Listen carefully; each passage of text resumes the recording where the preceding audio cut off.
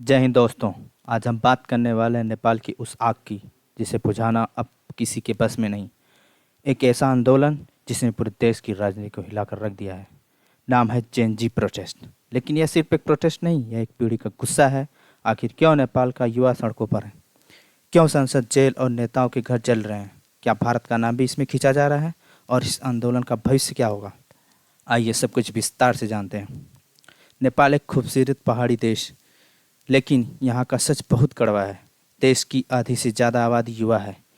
यही युवा पढ़ लिख कर नौकरी की तलाश में भटक रहे हैं, लेकिन नौकरियाँ कहाँ? भ्रष्टाचार ने हर दरवाजे बंद कर रखा है। सियासत सिर्फ नेताओं के परिवारों के इर्द गिर्द घूम रही है। लेकिन गांव में अस्पताल नहीं, पढ़ाई अधूरी, और जो पढ़ जाते हैं उन्हें रोजगार नहीं मिलता। फिर आया वो दिन जिसने गुस्से को आग बना दिया। सितंबर 2025 की शुरुआत में सरकार ने एक झटके में 26 social media platform, Facebook, Instagram, TikTok, YouTube, सब पर बैन लगा दिया। कारण बताया, कंपनी हमारे कानून नहीं मान रही। लेकिन युवाओं ने कहा, यह तो हमारी आज़ादी बंद करने की साजिश है। बस काठमांडू से लेकर पोखरा तक सड़कें भर गईं। शुरुआत में यह विरोध प्रदर्शन शांतिपूर्ण था, लेकिन जैसे ही पुलिस ने लाठियां बरसाई, गोलियां चलाई, लोग और भड़क उठे। सरकारी गाड़ियों को आग लगा दी, जेल टूटे, 12,000 कैदी भाग निकले। सरकारी इमारतें और नेताओं के बंगले तक घेर लिए गए। सरकारी आंकड़े कहते हैं अब तक 50 से ज़्यादा लोग मारे गए और 1300 घायल हैं। नेपाल की राजधानी धुएं और डर से डूबी हुई है। दबाव इतना बढ़ा कि केपी शर्मा ओली को सोशल मीडिया बैन वापस लेना पड़ा। लेकिन गुस्सा थमा नहीं। लोग कहने लगे, हमें सिर्फ बैन हटाना ही नहीं, हमें भ्रष्ट नेताओं से मुक्ति चाहिए। आखिर ओली को इस्तीफा देना पड़ा, यानी पूरा सिस्टम हिल गया। युवाओं की मांग पर सवाल उठ रहा है। अब सवाल उठा, अगला प्रधानमंत्री कौन? लेकिन यह आंदोलन अलग है। इसमें कोई एक नेता नहीं, सोशल मीडिया पोल्स के जरिए युवाओं ने खुद तय किया कि अंतरिम सरकार कौन संभालेगा। नाम आए कुलमान सिंघिया और पूर्व न्यायाधीश सुशीला कार्की।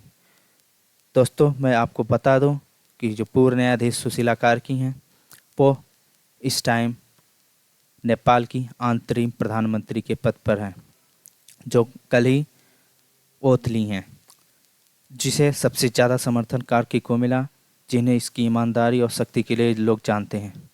ओली के बयान ने भारत के बारे में उल्टा सीधा बोला। इसी बीच ओली के बयान आए। उन्होंने कहा, यह सिर्फ युवाओं का आंदोलन नहीं है, इसमें कुछ स्वार्थी ताकतों की घुसपैठ है। उन्होंने नाम तो नहीं लिया, लेकिन इशारा साफ था, जैसे कोई विदेशी ताकत इस आग को भड़का रही है। अब नेपाल की राजनीति में भारत का नाम हमेशा जुड़ता रहा है। याद कीजिए 2020, जब ओली की ही सरकार ने नया नक्शा जारी किया था और लिपुलेख, काला पानी और लिम्पियाथुरा को नेपाल का हिस्सा बताया गया था। तब भारत नेपाल संबंधों में तनाव आया था। आज जब इन्होंने विदेशी ताकतों कहा तो कई लोगों ने समझा कि उनका निशाना भारत है। भारत ने संयम से जवाब दिया।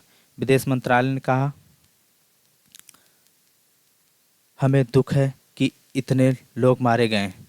हम नेपाल की स्थिति पर नज़र रखते हैं। भारतीय नागरिक सतर्क रहें। प्रधानमंत्री मोदी ने भी भावुक अपील की। नेपाल हमारे भाई बहनों का देश है। हम चाहते हैं कि शांति और संवाद से समाधान निकले।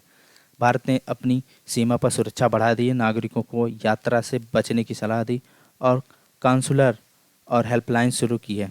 यानी भारत ने साफ संदेश दिया, हम हस्तक्षेप नहीं करेंगे, लेकिन नेपाल की स्थिरता हमारे लिए भी जरूरी है।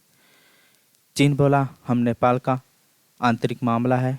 अमेरिका और यूरोप बोले, अभिव्यक्ति की आज़ादी और लोकतंत्र की रक्षा होनी चाहिए। यानी दुनिया देख रही है कि नेपाल का यह आंदोलन सिर्फ एक देश का मसला नहीं, बल्कि पूरे क्षेत्र की स्थिरता से जुड़ा है। तो आगे क्या? क्या अब युवाओं की मांग बहुत स्पष्ट है?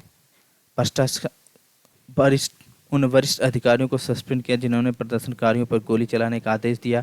जनता के नेतृत्व में एक अंतरिम सरकार बनाई जाए। अंतरिम सरकार के तहत जल्द चुनाव कराया जाए। प्रदर्शनकारी कहते हैं कि अब हम अपनी लीडरशिप नहीं चाहते। आपने हमारे बच्चों को मारा है और सत्ता का दुरुपयोग किया। अब हम सत्ता वापस लेंगे और इस बार आपको अपने वोट से हराएंगे। सोशल मीडिया पर वायरल पोस्टों में कहा गया कि संसद ने जनता का विश्वास खो दिया है और भ्रष्टाचार व तानाशाही के चलते जनता अब खुद निर्णय ले रही है। तो दोस्तों, लेकिन खतरा अभी भी है। अगर हिंसा बढ़ती गई तो जनता का समर्थन टूट जाएगा। अगर सरकार और सेना बल प्रयोग करती है तो हालात और भी बिगड़ेंगे, और अगर बार बार पड़ोसी देश का नाम खींचा गया तो रिश्ते भी खराब होंगे।